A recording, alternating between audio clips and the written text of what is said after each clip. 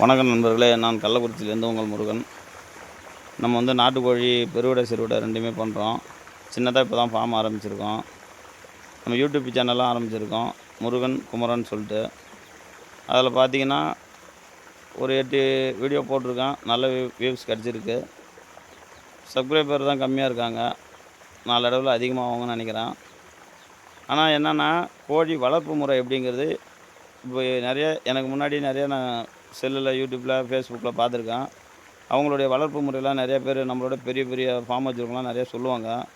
அதை பார்த்து அந்த கோழிங்க வளர்ப்பு முறையை விட நான் கொஞ்சம் டிஃப்ரெண்ட்டாக பண்ணேன். எப்படின்னா, நாட்டுக்கோழியை வளர்க்குறதுல நம்மளுக்கு கொஞ்சம் ஆர்வம். அதுவும் பெருவடையும் சிறுவடையும் வளர்க்குறதுல. மற்றபடி என்னென்னா, இதில் நம்ம செய்கிறது எல்லாமே நம்ம கம்பெனி ஃபீடு கொடுத்துட்றோம். மற்றபடி இந்த அரிசி, கம்பு இந்த மாதிரி ஐட்டம் கொடுக்குறோம்.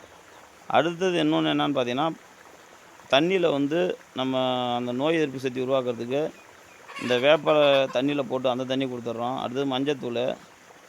அடுத்தது பார்த்திங்கன்னா, கத்தாழை ஜெல்லு. அந்த ஜெல்லு இருக்குல்ல, கத்தாழையை கட் பண்ணி அதுக்குள்ளே இருக்கிற ஜெல்லு எடுத்து கொடுத்துட்றோம்.